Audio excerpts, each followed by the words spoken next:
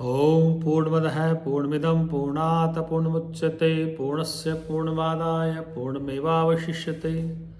ओम शांति शांति शांति। प्रियात्मन सभी सत्संग प्रेमियों को, समस्त भारतवासियों को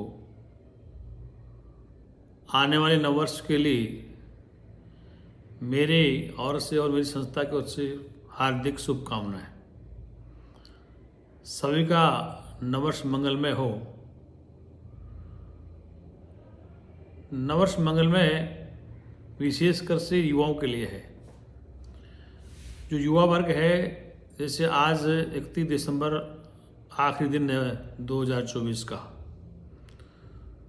तो आज के सायंकाल कार्यक्रम, रात्रि कार्यक्रम में जो युवा देर रात तक नशा करते हैं, शराब पीते हैं, वो नववर्ष के लिए ठीक नहीं।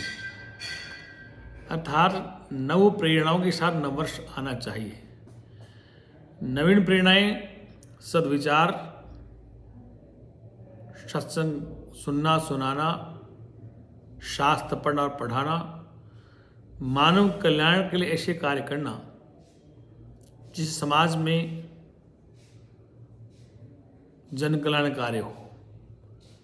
अगर आप नववर्ष मना रहे हैं तो नववर्ष को प्रातःकाल जो असमर्थ लोग हैं, गरीब असहाय हैं, या मजदूर वर्ग है, या आर्थिक स्थिति कमज़ोर है, उन ऐसे लोगों या ऐसे बच्चों को शिक्षा के लिए आर्थिक सहयोग देना, सर्दी में गर्म कंबल, गर्म टोपे, जुराब, स्वेटर इत्यादि बांटना, एवं लंगर चलाना, भूखे प्यासे लोगों को भोजन देना, और जो गरीब बच्चे कहीं विद्यालय में पढ़ रहे हैं तो उनको अपनी ओर से यदि आप समर्थवान हैं तो उनकी शिक्षा के लिए पुस्तकें दिलवाना, पेन, कॉपी, कलम, या उनकी फीस इत्यादि जमा करवाना, या उनके कुछ खाने पीने का इंतजाम करना, ये मानव कल्याण कार्य है। या फिर जहाँ गायें हैं, पशु कोई भी हो, गाय से मतलब नहीं, कोई प्रकार का पशु हो जो जंगल में रह रहा है, बीमार है या स्वस्थ है, उसको ठीक कराना, दवा दिलवाना, और जिन पशुओं को दूर दराज में भोजन नहीं मिल पाता है उनकी भोजन की व्यवस्था करना, पशुओं को, पक्षियों को भी अपनी छत पर जाके दाना डालना, तो ये सभी लोक कल्याणकारी कार्य हैं। अर्थात लोक का, इस लोक में सभी का कल्याण हो। पशु है, पक्षी है, मनुष्य है, इन सभी के कल्याण की बातें करना, क्योंकि मनुष्य एक ऐसा प्राणी है जो इस जगत में सबके भले की सोच सकता है। मनुष्य एक ऐसा प्राणी है जो भगवान के मंदिर बना के उनकी पूजा करता है। मनुष्य इस भगवान के मंदिर में घंटी हो जाता है, मनुष्य मंदिरों को बनाता है, मनुष्य भगवान की मूर्ति बना के उसमें प्राण प्रतिष्ठा करता है, मनुष्य लंगर चलाता है, मनुष्य भंडारे करता है।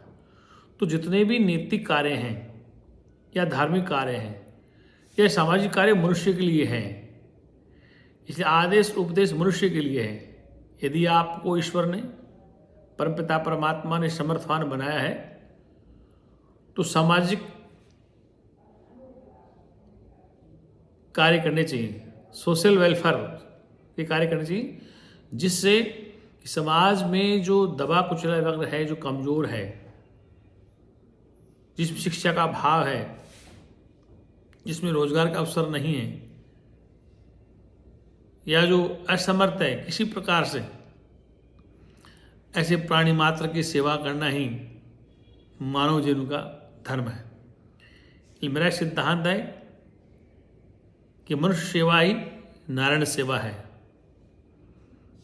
मानव धर्म ही परम धर्म है। मानव धर्म क्या है? परम धर्म श्रेष्ठ है। यदि मनुष्य नहीं होगा तो संसार में धर्म, मजहब, इनकी चर्चा कौन करेगा, इनका प्रचार प्रसार कौन करेगा? इसलिए मनुष्य ही एक ऐसा प्राणी है तो धर्म और मजहब, ग्रंथों को पढ़ना, पढ़ाना, शास्त्र रचना और रचना करना, शास्त्रों को लिखना और लिखवाना, लेखन करना, उनको पढ़ना, उनका प्रचार प्रसार करना, ये मनुष्य करता है। ये भारत देश किस धर्म के आधार पर नहीं चलता।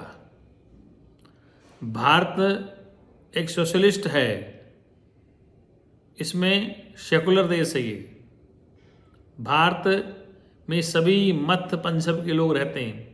इसमें सिख भी रहते हैं, बौद्धिस्ट भी रहते हैं, ईसाई भी रहते हैं, जैन भी रहते हैं, इस्लाम भी रहते हैं, सभी रहते हैं। तो भारत का संविधान सब में, सब मजहबों को, सब धर्मों को पूजा पाठ पद्धति का अपने अपने तरीके से पूजा करने का, तौर तरीके अलग अलग करने का अधिकार देता है। ये भारत का सर्वोच्च संविधान जो है वो हमें अपनी अभिव्यक्ति आज़ादी देता है, हमें अपने विचारों को प्रकट करने की स्वतंत्रता देता है। हम किसी भी देवी देवता की पूजा कर सकते हैं, किसी पंथ की पूजा कर सकते हैं, किसी भी विचारधारा को मान सकते हैं। ये हमें स्वतंत्रता देता है हमारा संविधान। ये हमारा भारतीय संविधान इतना विशाल है, वृहद है, तो प्रत्येक प्राणी को उसके इच्छानुसार धर्म सिलेक्शन करने का अवसर देता है, चाहे वो बौद्धिस्ट में रहे, इस्लाम में रहे, जैन में रहे, ईसाई में रहे, सनातन में रहे। इस संविधान की ताकत है जिसे आज हम सब एक दूसरे को समानता से देख रहे हैं, एक दूसरे को समानता का अवसर मिल रहा है। प्राचीन काल में राजा के यहाँ राजपुत्र पैदा होते थे, राजा की रानी से राजा बनता था, जो राजा के यहाँ पुत्र पैदा होता था वही राजा बनता था। और भारत के जब से संविधान बना है, यह एक झाड़ू मारने वाली स्त्री का पुत्र भी बाई इलेक्शन के द्वारा मंत्री, मुख्यमंत्री, प्रधानमंत्री बन सकता है। जैसे आज हमारे भारत के यशस्वी प्रधानमंत्री श्रीमान नरेंद्र मोदी जी हैं। यदि उस जमाने का संविधान भारत का न होता, 1950 में संविधान बना, तो मोदी जी को शायद देश का प्रधानमंत्री बनने का अवसर नहीं मिलता।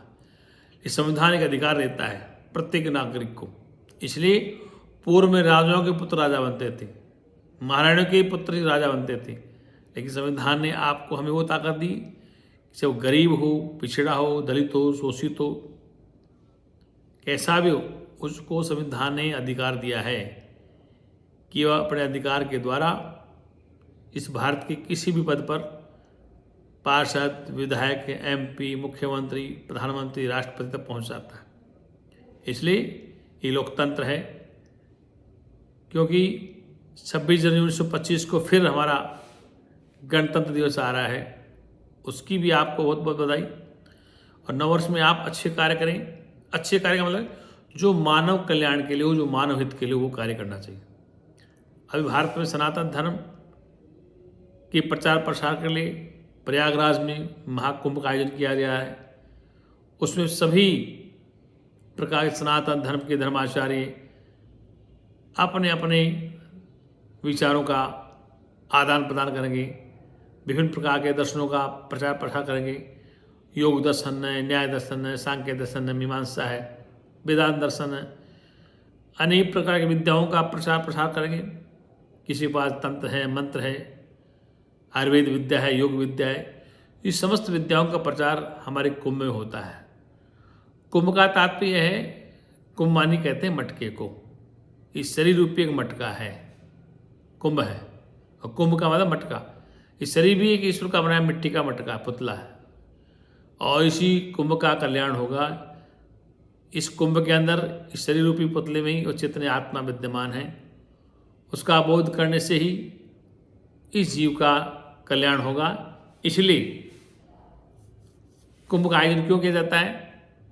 कुंभ का आयोजन किया जाता है जो संसार में अनिद्रा में, मोह माया में प्राणी सो रहे हैं, उनको जगाने के लिए, उनको जागृत करने के लिए, उठो उठो, जागो, होश में आओ कि तुम कौन हो, और अपने स्वरूप का बोध करो। और तुम अपने स्वरूप का बोध कर नित्य नवीन रहो, अर्थात नित्य युक्त से योगी ने, योगी नित्य में रहता है, अनित्य में कभी जाता नहीं। ऐसे विचार के द्वारा आपका नवीन वर्ष बड़ा ही मंगलमय हो, और नवीन वर्ष की आपको इस पूर्व संध्या पर बहुत बहुत बधाई हो। इसलिए सभी मानव प्राणी आपस में प्रेम, मिलनसार, सौहार्द का वातावरण बनाए रखें, क्योंकि ध्यान रखिए पूरी दुनिया में जहाँ कट्टरता है वहाँ पर मानवता का ह्रास हो चुका है। मानव का दुश्मन बनता जा रहा है। सीरिया, इजराइल, लेबनान, रसिया, तुर्की, कजाकिस्तान, अफगानिस्तान, पाकिस्तान, बांग्लादेश, जहाँ पर कट्टरवाद है वहाँ पर तबाह हो चुकी है। इसलिए कट्टरता किसी भी देश के लिए घातक है। कट्टरवाद मनुष्य के लिए घातक है। और मनुष्य नहीं रहेगा तो आपके मजहब का प्रचार कौन करेगा? चाहे मजहब वो इस्लाम है, बौद्ध है, ईसाई है, क्रिश्चियन है, सनातनी है, मनुष्य ही नहीं होगा तो प्रचार प्रसार कौन करेगा? देवी देवताओं की पूजा कौन करेगा? मंदिरों मठों का निर्माण कौन करेगा? बौद्ध विहार में कौन रहेगा? चर्च में कौन रहेगा? और आपकी मस्जिद में कुरान कौन पढ़ेगा? बौद्ध विहारों में कौन प्रचार प्रसार करेगा?